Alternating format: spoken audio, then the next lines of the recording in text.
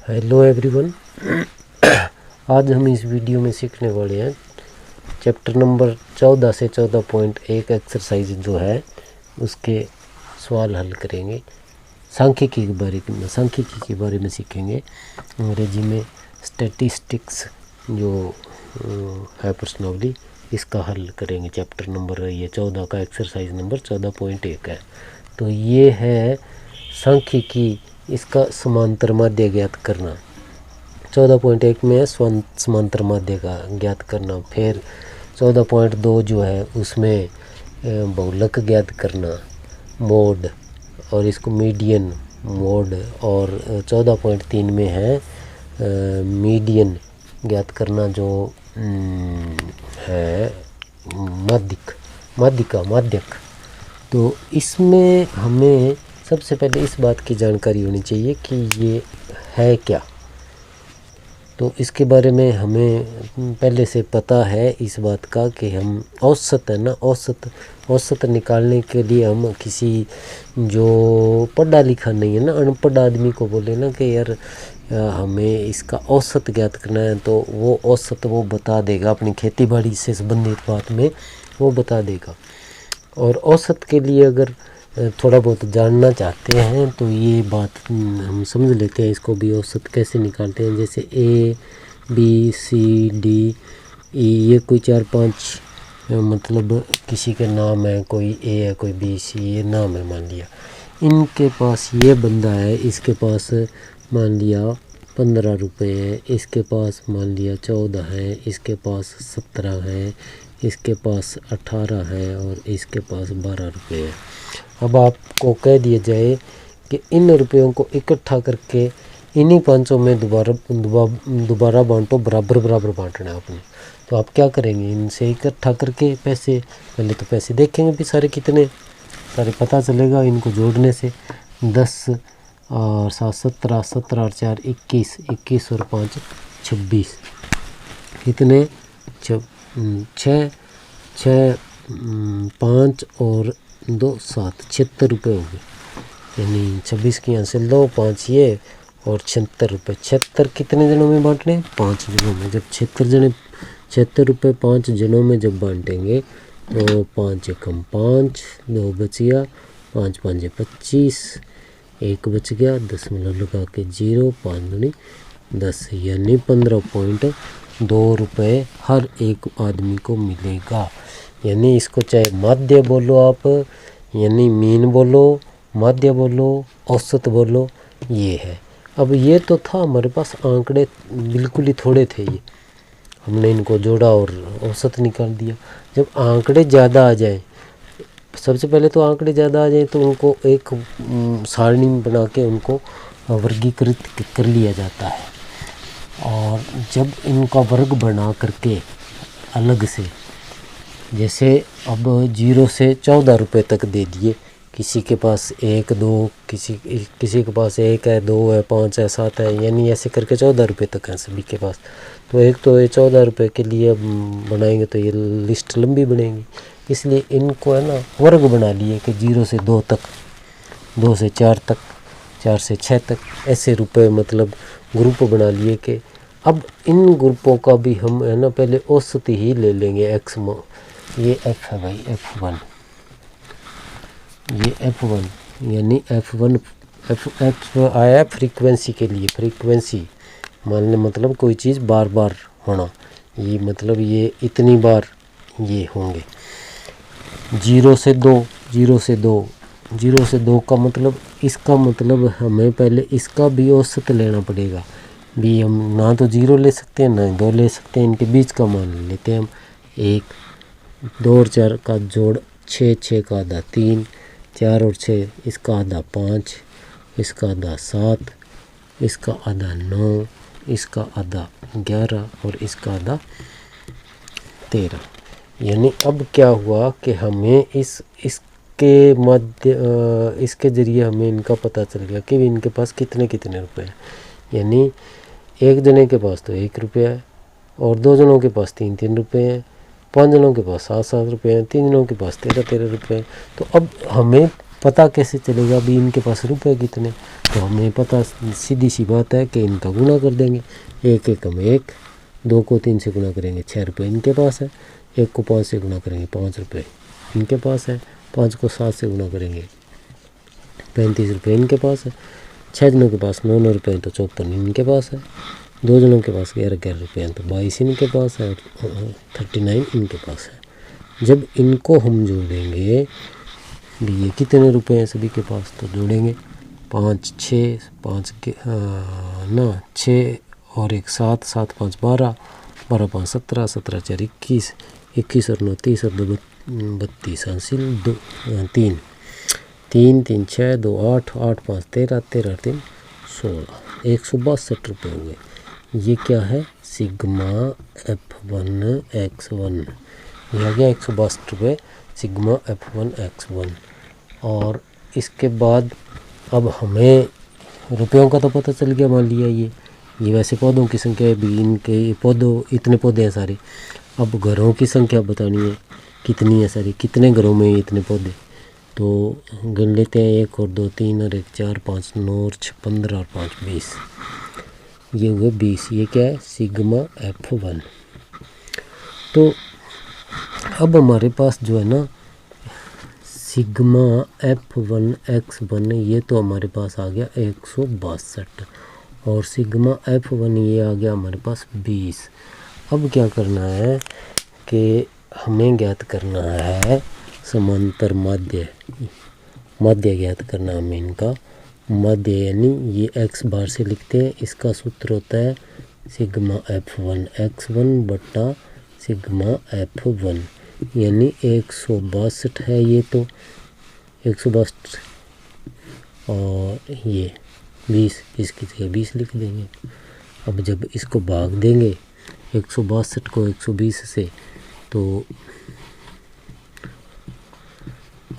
20 8 160, 2 बच गया, दशमलव लगा के 0 लगा लेंगे, 20 एकम 20, यानी उत्तर कितना आया 8.1, यानी हाँ यहाँ 8.1 मध्य, यानी x बार बराबर। ये था सवाल नंबर 1। अब सवाल नंबर 2।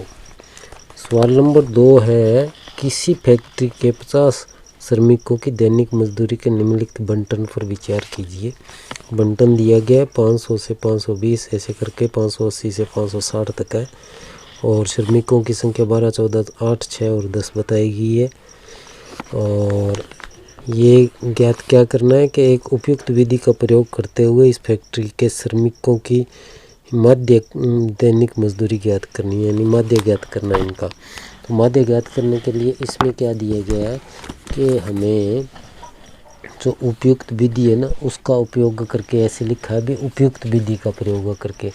तो हमें पहले सबसे पहले तो है ना इनका वो x ज्ञात करेंगे। इसमें से x क्या है, x इन दोनों का जोड़ करके और आधा, यानी 1020 का आधा 510, और फिर ये हो जाएगा 530, फिर इनका आधा हो जाएगा 550, इनका आधा हो जाएगा 570, इनका आधा हो जाएगा 590। अब हमें ये बताना है कि इसमें उपयुक्त विधि लेनी है। उपयुक्त विधि लेने के लिए हमारे पास क्या है कि हम इनमें सबसे बड़ी बारंबारता देखेंगे। सबसे बड़ी बारंबारता का सामने का मान x का मान है ना, सबसे बड़ी बारंबारता के 530 है, जो इसको a ले लेंगे, मान लेंगे, ये कल्पित माध्य मान लेंगे इसको। तो हम यहाँ लिख लेंगे माना कि कल्पित माध्य, माना कि कल्पित माध्य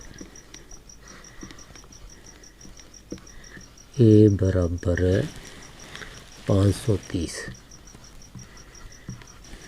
तो अब क्या करना है, हमें d ज्ञात करना पड़ेगा, जिसका सूत्र है x माइनस a, यानी यहाँ हमें माइनस a का मान लिखना है। a कितना है 530 है, तो इधर 530 लिख लेते हैं पहले सारे वर्गों में के सामने।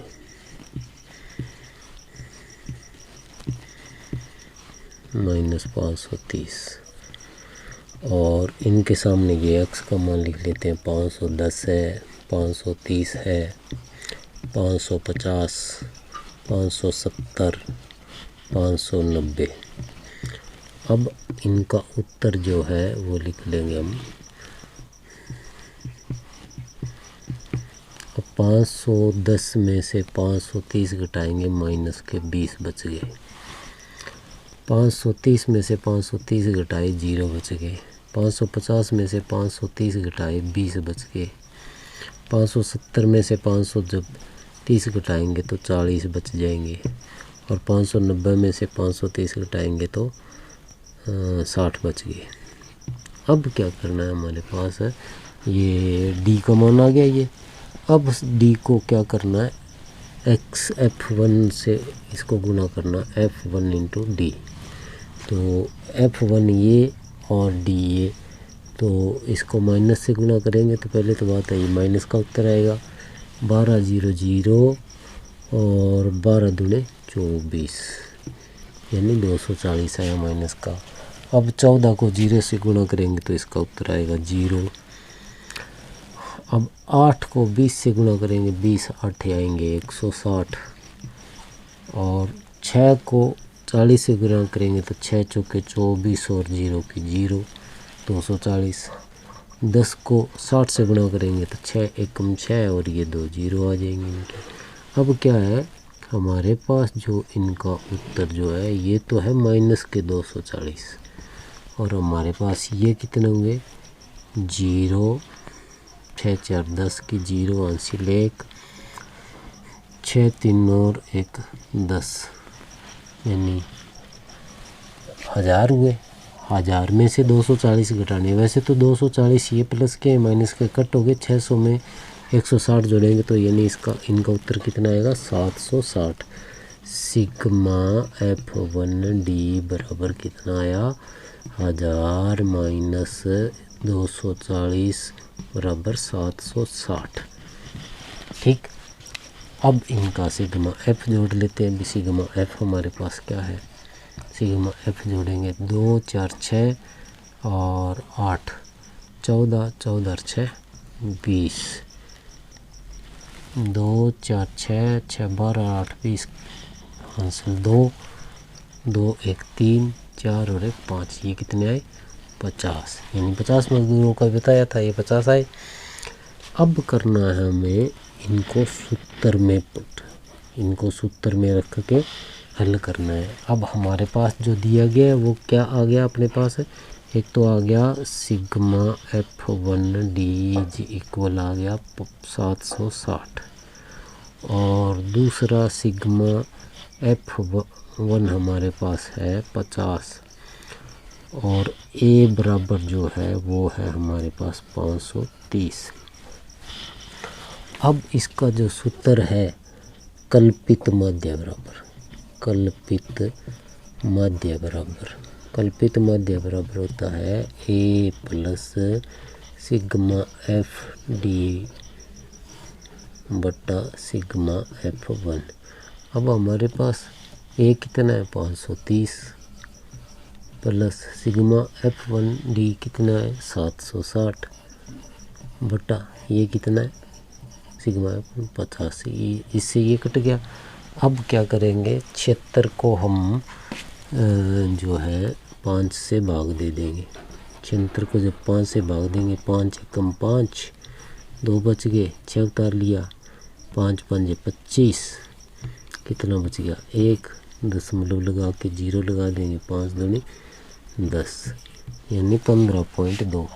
ये 530 और प्लस 15.2 यानी कितना आ जाएगा, इसमें 530 में जब ये जोड़ेंगे आप 530 में हमें जोड़ना है 15.2 तो दशमलव इसमें नहीं अंत में लगा लेंगे, दशमलव के सीध में दशमलव लिख के 2 इधर लिखेंगे और 15 इस तरफ लिख लेंगे, इधर 0 लगा सकते हैं 2 दशमलव ये 5 4 545.2 ये इसका उत्तर है भाई। तो इसमें कल्पित माध्य, अब कल्पित माध्य क्यों लिया, इसमें लिखा था कि उपयुक्त विधि से हल कीजिए। अब उपयुक्त विधि कल्पित माध्य कब लिया जाता है, ये इसको थोड़ा समझ लें कि हमारे पास इसमें जो आंकड़े थे ना वो बड़े थे।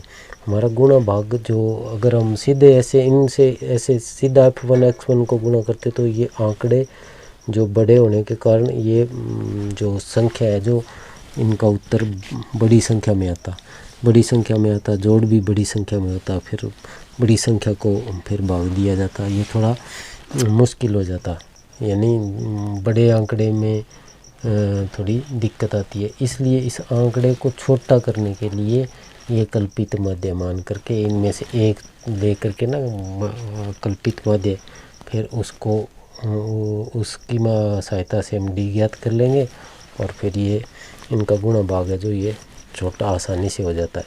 इसलिए कल्पित माध्य यार अगर आंकड़े छोटे हैं तो आप सीधा प्रत्यक्ष विधि से भी कर सकते हैं। तो ये था दूसरा सवाल।